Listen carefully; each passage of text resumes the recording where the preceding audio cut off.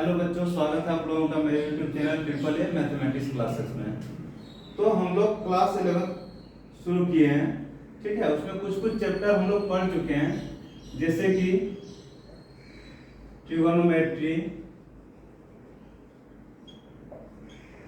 Complex number, permutation and combination,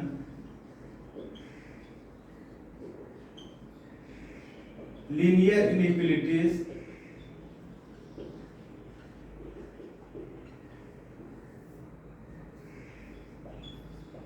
principle of mathematical induction. तो ये सब चैप्टर हम लोग पढ़ चुके हैं। आज हम लोग क्लास 11 का जो फर्स्ट चैप्टर है उसको हम लोग पढ़ने जा रहे हैं। वो क्या है? सेट।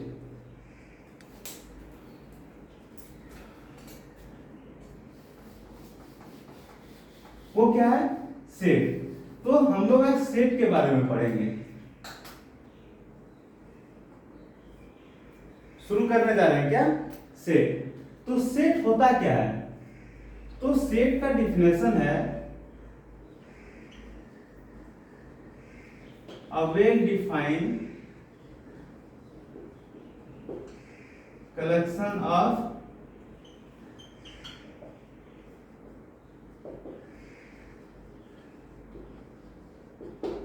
देखिए सेट का डिफिनेशन क्या है? a well defined collection of object is called set।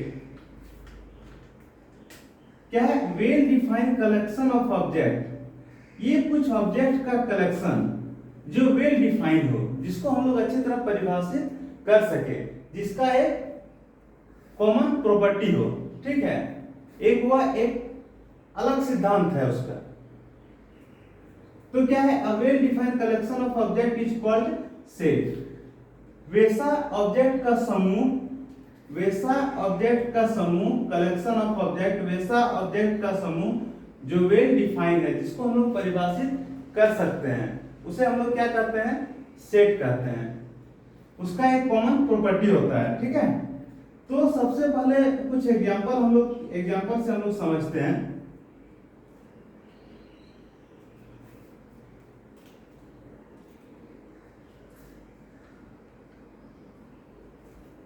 जैसे कि एग्जांपल में दिया हुआ है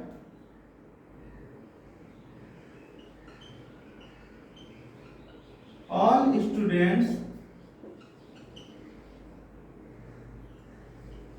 इन योर क्लास। क्या दिया? All students in your class.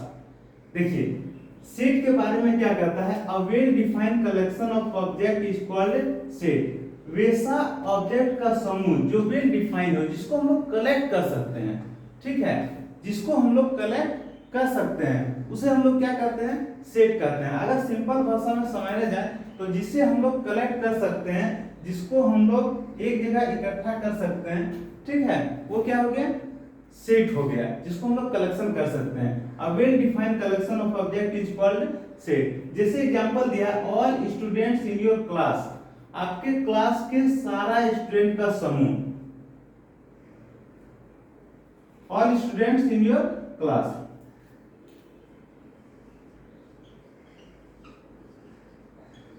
The collection of all students in your class, आपके क्लास के सारे स्टूडेंट का कलेक्शन।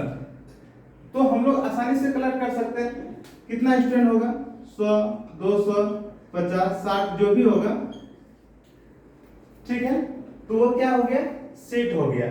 लेकिन अगर इसी में अगर पूछा जाए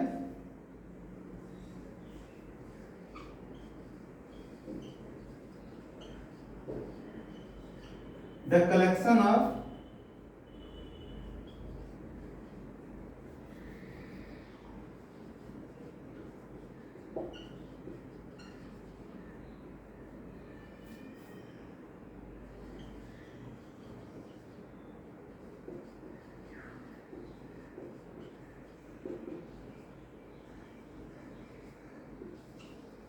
देखिए क्या दिया हुआ है? The collection of 10 most handsome boys in your class. तो इसको हम लोग डिफाइन, इसको हम लोग कलेक्शन नहीं कर सकते हैं। क्या दिया? 10 मोस्ट हैंडसम, आपको पता है कौन कौन ज्यादा हैंडसम होगा? नहीं, इसको हम लोग डिफाइन नहीं कर सकते हैं। मोस्ट हैंडसम, इसको हम लोग डिफाइन नहीं कर सकते हैं। मोस्ट टैलेंटेड, अगर यहाँ पे रहे मोस्ट टैलेंटेड तो इसको भी हम लोग डिफाइन नहीं कर सकते हैं, क्योंकि मेरे नजर में ये टैलेंट है तो आपके नजर में वो टैलेंट है। मोस्ट यहाँ पे है, ठीक है, कौन कौन ज्यादा टैलेंटेड है, तो ये हम लोग अच्छे तरह से डिफाइन नहीं कर सकते। इसका समूह हम लोग नहीं बना सकते हैं, इसका समूह हम लोग बना सकते हैं। The collection of all student in your class, ये हम लोग समूह बना सकते हैं। लेकिन ये जो 10 मोस्ट टैलेंटेड है, 10 मोस्ट इंटेलिजेंट है, 10 मोस्ट या फिर 5 मोस्ट हैंडसम है, तो इसका हम लोग समूह जो है वो 5 को बोलेगा।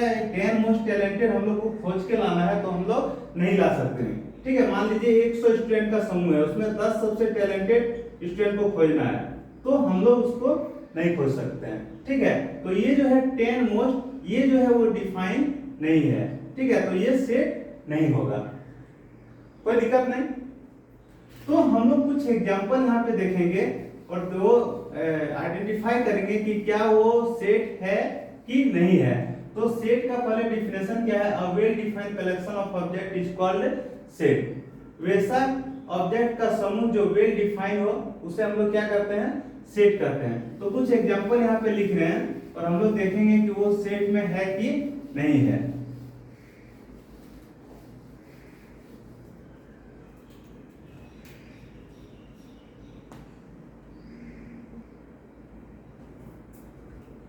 तो हम लोग यहाँ पे कुछ एग्जांपल लिखे हैं, वो हम लोग आइडेंटिफाई करेंगे कि ये सेट है कि नहीं है।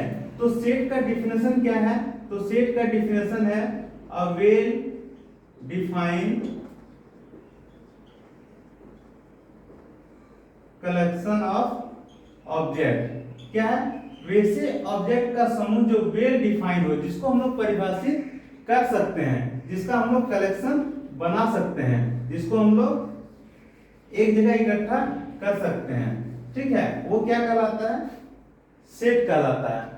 तो कुछ एग्जांपल हम लोग देखेंगे और आइडेंटिफाई करेंगे कि ये सेट है कि नहीं है।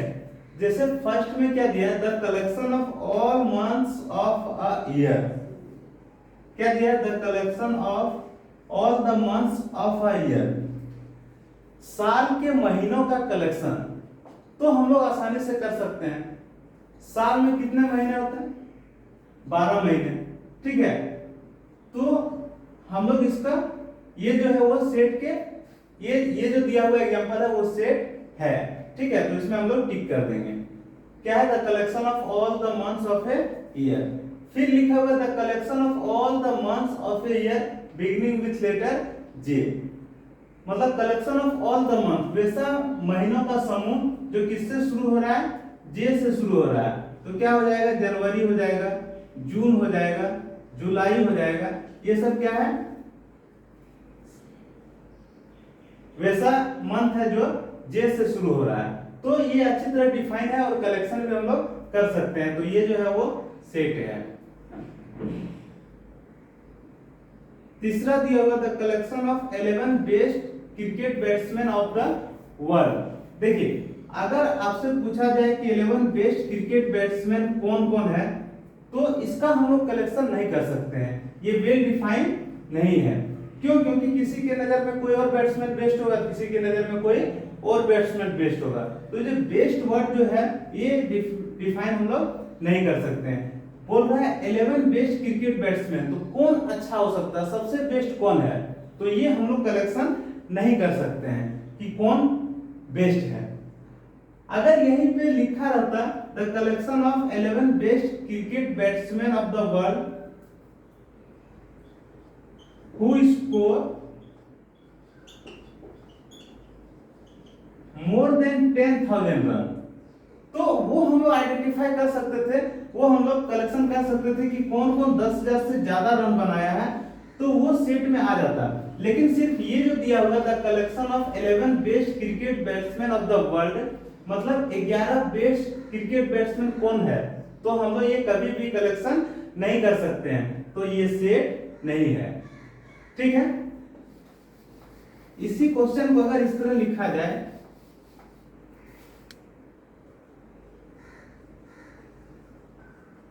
द कलेक्शन ऑफ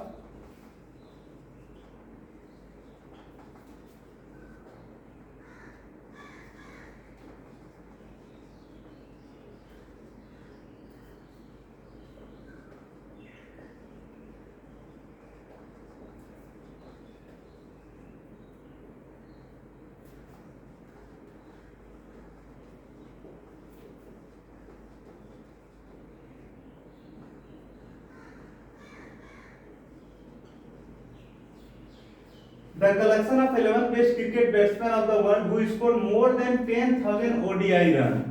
वनडे में जो 10,000 से ज्यादा रन बनाया है वो कौन कौन सा बैट्समैन है, ठीक है। The collection of 11 cricket batsmen of the world who scored more than 10,000 ODI runs. तो 10,000 से ज्यादा कौन कौन बनाया, तो ये हम लोग आसानी से कलेक्शन कर सकते हैं। ये जो है वेल डिफाइंड है, इसीलिए ये जो है वो सेट है, लेकिन ये हम लोग डिफाइन नहीं कर सकते। Collection of 11 best cricket batsman, ये 11 बेस्ट कौन होगा ये हम लोग कभी भी डिफाइन नहीं कर सकते, कभी भी इसका कलेक्शन हम लोग नहीं कर सकते हैं। लेकिन अगर यही दे दे कि जो 10,000 से ज्यादा ओडीआई रन बनाया है, 500 से ज्यादा विकेट लिया है, तो इस तरह हम लोग कलेक्शन कर सकते हैं। तो ये जो है वो सेट में आएगा, ये सेट में नहीं आएगा। आगे क्या दिया, the collection of 10 most talented writer in India.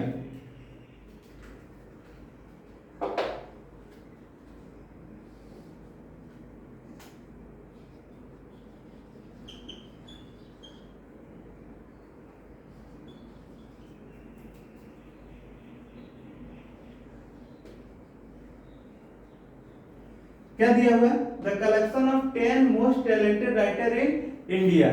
तो 10 मोस्ट टैलेंटेड कौन है ये भी हम लोग डिफाइन नहीं कर सकते हैं, क्योंकि मेरे नजर में टैलेंटेड कोई और राइटर है, आपके नजर में कोई और राइटर है, जो जिसको अच्छा लगेगा वो उसको अच्छा टैलेंटेड बोलेगा, है कि नहीं। तो ये वेल डिफाइन नहीं है, ये हम लोग कलेक्शन हम लोग नहीं कर सकते। आपको अगर बोला जाए 10 मोस्ट टैलेंटेड राइटर का नाम बताइए तो आप नहीं बता पाएंगे। एक को पूछा जाए तो वो 10 कुछ और बताएंगे, दूसरे को पूछा जाए तो वो 10 कुछ और बताएंगे। तो ये हम लोग कलेक्शन नहीं कर सकते, इसीलिए ये जो है वो सेट में नहीं है। फिर देखिए, the collection of all natural number, natural number का समूह, ये वेल डिफाइंड है, क्योंकि जैसे ही नेचुरल नंबर बोलेंगे तुरंत आपके दिमाग में आ जाएगा 1 2 3 4 5 डॉट डॉट डॉट जो भी है इंफिनिटी तक जाएगा, है कि नहीं। तो ये सेट में है। फिर बताया जा रहा था collection of all natural number less than 1000, सभी नेचुरल नंबर का समूह जो किससे छोटा है, 1000 से छोटा है। तो 1 2 3 से शुरू करेंगे और क्या होगा, 1000 से छोटा तो 999 तक होगा। तो ये भी वेल डिफाइन है, ये भी सेट में है। आगे देखिए, a collection of all novels written by Munshi Premchand. अब यहां पे देखिए क्या दिया है, मुंशी प्रेमचंद द्वारा लिखा गया सारे नॉवेल्स का समूह। तो हम लोग तो आसानी से कलेक्शन कर सकते हैं, मुंशी प्रेमचंद जो है वो क्या क्या नॉवेल्स लिखे हैं हम लोग आसानी से उसको कलेक्शन कर सकते हैं। तो ये वेल डिफाइंड है, इसको हम लोग सेट कहेंगे, ठीक है। लेकिन यही अगर पूछा जाए the collection of 5 best novels written by Munshi Premchand, अगर यही क्वेश्चन को ऐसा लिखा जाए, the collection of 5 best novels या फिर 2,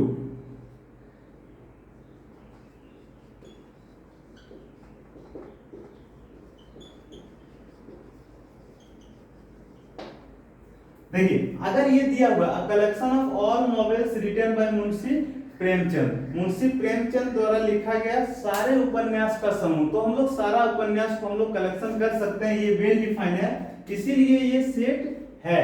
लेकिन अगर यही दिया हुआ the collection of 2 best novels written by Munshi Premchand, तो उसका उनका जो है 2 बेस्ट नॉवेल कौन सा है ये हम लोग आइडेंटिफाई नहीं कर सकते हैं, ये वेल डिफाइंड नहीं है। क्योंकि हम कोई 2 उपन्यास पढ़ेंगे, वो हमको अच्छा लगेगा तो हम उसको बेस्ट बोलेंगे, आप कोई और 2 उपन्यास पढ़ेंगे, आपको वो अगर अच्छा लगे तो आप उनको बेस्ट बोलेंगे। तो बेस्ट जो है 2 बेस्ट नॉवेल जो है ये हम लोग डिफाइन हम लोग डिफाइन नहीं है तो हम लोग इसका कलेक्शन भी नहीं कर सकते हैं, तो ये जो है वो सेट नहीं है। लेकिन अगर यही पूछा है collection of all novels written by Munshi Premchand, तो ये कलेक्शन कर सकते हैं, ये सेट में है।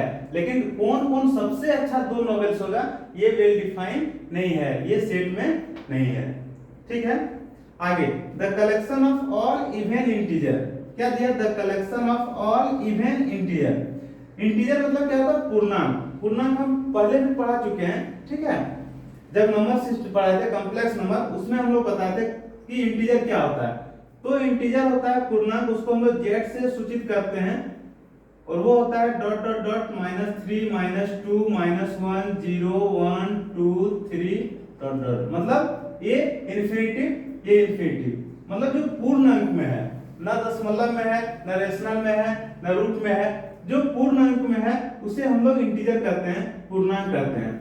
तो यहाँ पे पूछ रहा था collection of all even integer, अगर ऐसा भी कुछ, तो यहाँ पे देखिए the collection of all even integer, तो इवन इंटीजर क्या है? -2 0 2 4 6, ये सब क्या है? इवन इंटीजर है, तो हम लोग इसका कलेक्शन कर सकते हैं। ठीक है, अगर ऐसा भी, तो ये सेट में है। अगर ऐसा भी पूछा जाता the collection of all integer, तो भी ये सेट में होता। अगर ऐसा पूछा जाता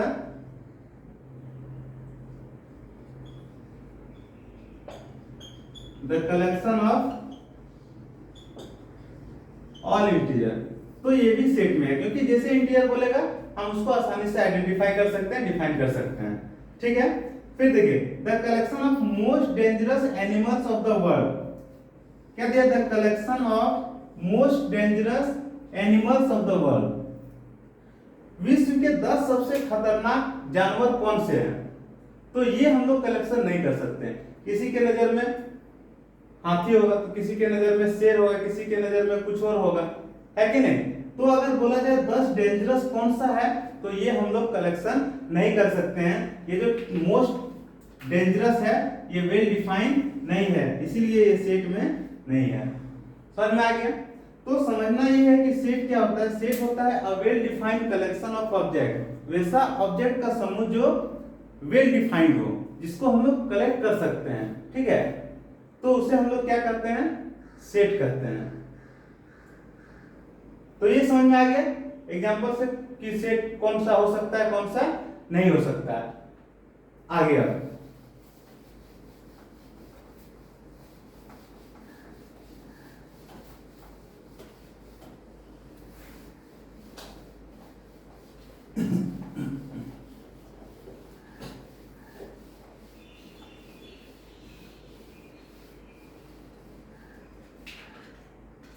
अब हम लोग सेट को, कोई भी सेट को हम लोग रिप्रेजेंट कैसे करते हैं? तो कोई भी सेट को हम लोग रिप्रेजेंट करते हैं कैपिटल लेटर से, A B C X Y Z इत्यादि। कोई भी सेट को हम लोग किससे रिप्रेजेंट करते हैं? कैपिटल लेटर से। अब देखिए मान लीजिए कोई एक सेट है 1 2 3 4 5 6 7, तो इस सेट के अंदर जो भी ऑब्जेक्ट है उसको हम लोग एलिमेंट कहते हैं। उसको क्या कहते हैं? एलिमेंट्स। इस सेट के अंदर जो भी ऑब्जेक्ट्स हैं उसको हम लोग क्या कहते हैं? एलिमेंट कहते हैं। और एलिमेंट को हम लोग स्मॉल लेटर से रिप्रेजेंट करते हैं, जैसे A B C X Y Z etc. ठीक है, अगर मान लीजिए कोई एलिमेंट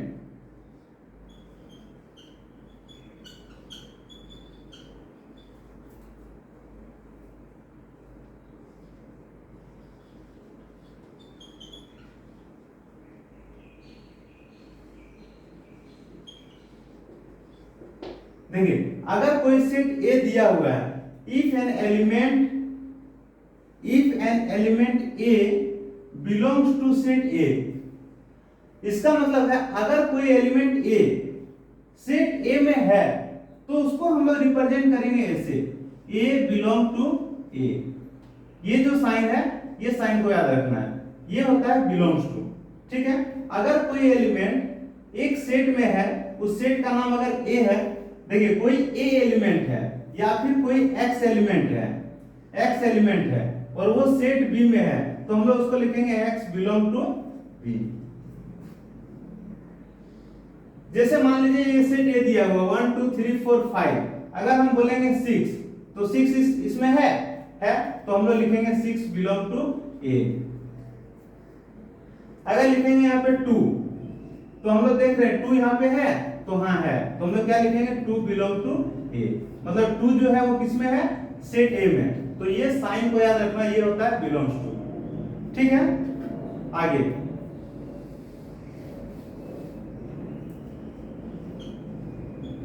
if an element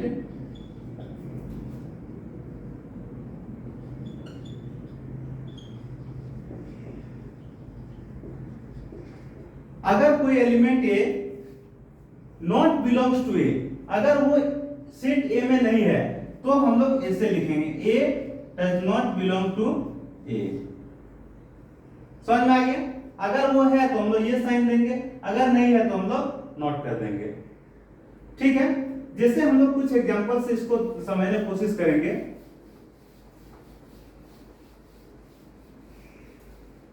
जैसे कोई सेट ए दिया हुआ है 1 3 8 9 12 5 6, मान लीजिए सेट है।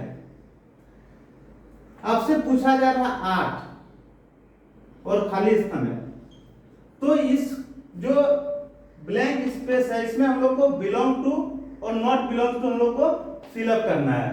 तो यहाँ देखिए 8, क्या इस सेट में ए सेट में 8 आ रहा है? तो आ रहा है, तो हम लोग लिखेंगे बिलोंग टू ए। अगर पूछेगा 9 आ रहा है तो हाँ आ रहा है। अगर पूछेगा 2, क्या पूछेगा, और यहाँ पे सेट ए दिया हुआ है तो 2, इस सेट ए में 2 दिख रहा है? नहीं दिख रहा है, तो हम लोग लिखेंगे not belongs to, 2 not belongs to A. अगर लिखेंगे यहाँ पे 4, यहाँ देखिए इस सेट में 4 कहीं दिख रहा है? नहीं दिख रहा है, तो नॉट बिलोंग्स टू ए। अगर हम लोग लिखेंगे 5 दिख रहा है? हाँ 5 है, तो हम लोग लिखेंगे 5 बिलोंग टू ए। समझ में आ गया?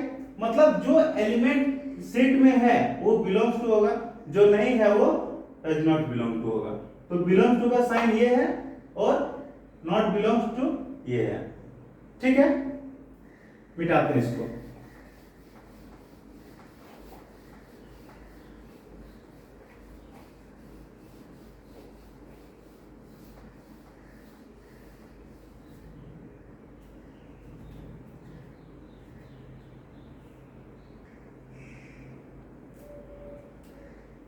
अब हम लोग आगे देख रहे हैं, कोई भी अगर सेट दिया हुआ है तो उसको हम लोग 2 फॉर्म में लिख सकते हैं या फिर 2 फॉर्म में उसको रख सकते हैं। ठीक है, फर्स्ट जो है वो क्या है, रोस्टर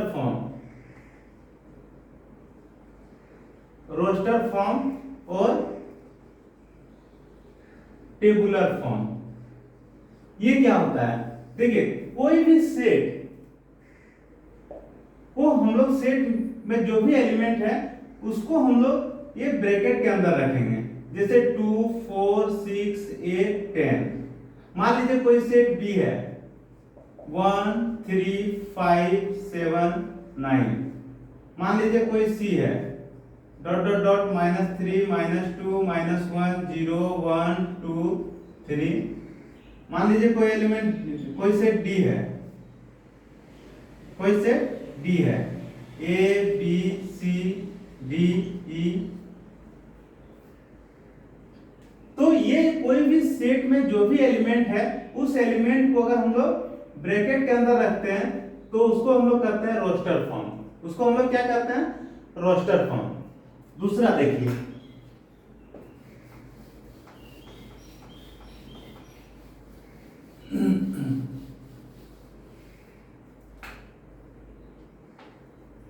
दूसरा है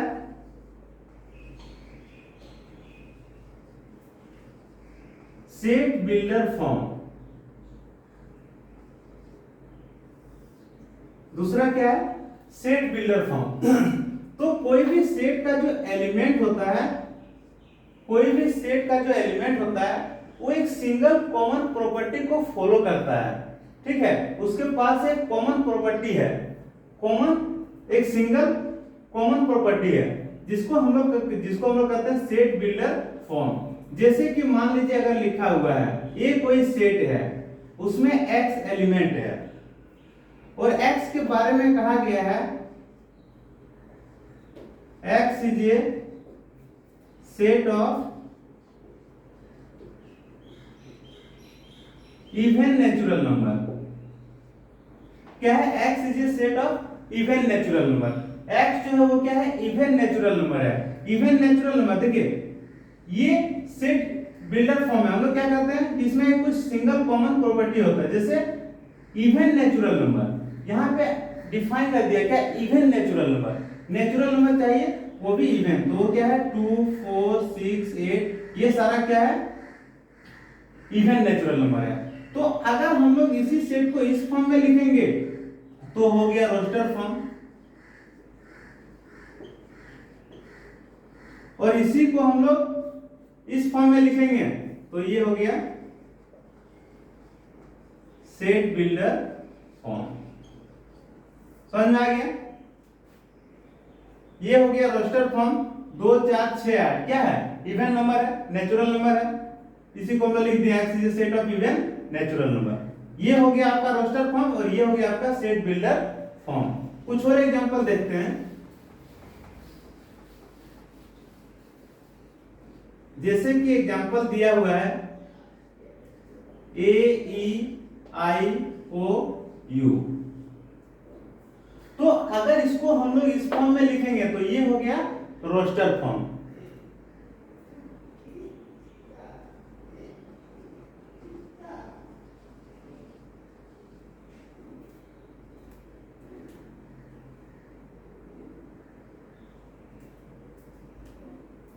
ये क्या हो गया? Roster form. अब देखिए इसका एक कॉमन प्रॉपर्टी क्या है, देखिए यहां पे दिया है A E I O U, तो ये सारे क्या है? वॉवेल्स हैं। सारे क्या हैं? वॉवेल्स हैं। तो इसको हम लोग इस फॉर्म में लिख सकते हैं x कोई एलिमेंट है और x क्या है?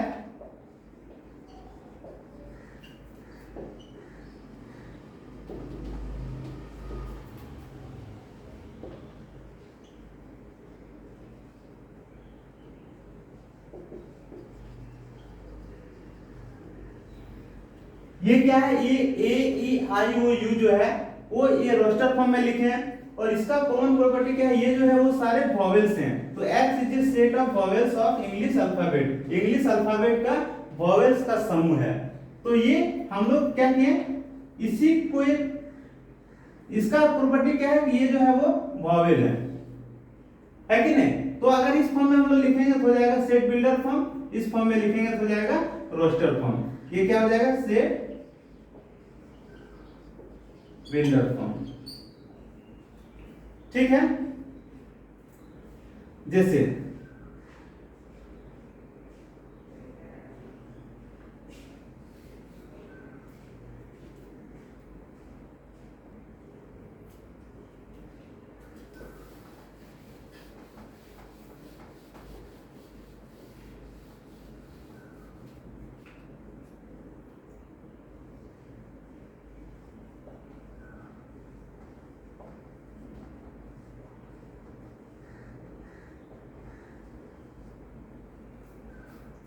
देखिए ये क्या दिया है?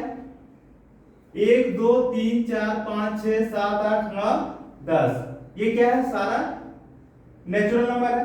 अगर ये इस फॉर्म में लिखेंगे तो ये हो गया रोस्टर फॉर्म। इसी को अगर सेट बिल्डर फॉर्म में लिखें तो हम लोग लिख सकते हैं x सही दैट x जो है वो क्या है? नेचुरल नंबर है। इसको हम लोग इस तरह भी लिख सकते हैं x एलिमेंट जो है वो क्या है? नेचुरल नंबर है, और ये जो x का जो वैल्यू है वो क्या है?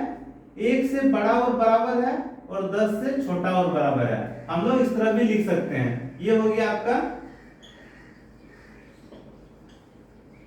सेट बिल्डर फॉर्म और ये हो गया रोस्टर फॉर्म। क्या है? देखिए 1 2 3 4 5 6 7 8 9 10, इसको हम लोग लिख सकते हैं, ये जो देख रहे हैं हम लोग, ये क्या देख रहे हैं कि सारा नेचुरल नंबर है, तो हम लोग लिख सकते हैं x क्या है, x belong to natural number. ये जो सारा एलिमेंट जो दिख रहा है वो क्या है, नेचुरल नंबर, और वो जो नेचुरल नंबर है 1 से लेकर 10 तक है, मतलब हम लोग कह सकते हैं ये जो नेचुरल नंबर है 1 से बड़ा और बराबर है और 10 से छोटा और बराबर है कि नहीं। तो ये हो गया सेट बिल्डर फॉर्म और ये हो गया रोस्टर फॉर्म। कुछ और एग्जांपल हम लोग देखेंगे, ठीक है। तो सेट बिल्डर फॉर्म को हम लोग रोस्टर फॉर्म में लिखेंगे और रोस्टर फॉर्म में दिया हुआ रहेगा उसको हम लोग सेट बिल्डर फॉर्म में लिखेंगे। तो ये हम लोग अगले क्लास में पढ़ेंगे, कुछ एग्जांपल रहेगा जो रोस्टर फॉर्म में दिया रहेगा उसको हम लोग सेट बिल्डर फॉर्म में लिखेंगे और सेट बिल्डर फॉर्म में दिया हुआ रहेगा उसको हम लोग रोस्टर फॉर्म में लिखेंगे, ठीक है। और फिर हम लोग सेट कितने तरह के होते हैं ये सब के बारे में अगले क्लास में सीखेंगे। इस क्लास को यहीं पे खत्म करते हैं, ठीक है। तो मोटा मोटी सेट समझ में आ गया। सेट क्या है, a well defined collection of object is called set. वैसा ऑब्जेक्ट का समूह जो वेल डिफाइंड है, जिसको हम लोग कलेक्शन कर सकते हैं, तो वो क्या होता है, सेट होता है, एक समूह होता है, ठीक है। जो समूह का निर्माण हम लोग कर सकते हैं समूह होता है। अगर हम लोग समूह नहीं बना सकते हैं तो समूह नहीं है, सिंपल सा। तो जैसे दिया हुआ रहता है, कुछ एग्जांपल से बताएं कि कौन सा सेट है कौन सा सेट नहीं है, समझ में आ गया। और उसके बाद हम लोग देखें कि सेट को हम लोग कैसे रिप्रेजेंट करते हैं। तो सेट को कैपिटल लेटर से रिप्रेजेंट करते हैं और उसमें जो एलिमेंट रहता है उसको हम लोग स्मॉल लेटर से रिप्रेजेंट करते हैं। फिर हम लोग सेट को दो तरह से लिख सकते हैं, एक रोस्टर फॉर्म में, एक सेट बिल्डर फॉर्म में। रोस्टर फॉर्म में क्या करते हैं, एलिमेंट को ब्रैकेट के अंदर रखते हैं, और सेट बिल्डर फॉर्म में क्या करते हैं, वो एक वही जो एलिमेंट रहता है उसको एक सिंगल प्रॉपर्टी किस प्रॉपर्टी को फॉलो कर रहा है, किस सिद्धांत को फॉलो कर रहा है, उसी को हम लोग लिख देते हैं, तो वो क्या हो जाता है, सेट बिल्डर फॉर्म। तो इस क्लास को यहीं पे खत्म करते हैं। अगला क्लास में हम लोग रोस्टर फॉर्म और सेट बिल्डर फॉर्म का और सारा एग्जांपल देखेंगे। जो रोस्टर फॉर्म में दिया रहेगा सेट बिल्डर फॉर्म में बनाना है, सेट बिल्डर फॉर्म में दिया रहेगा उसको रोस्टर फॉर्म में लिखना है।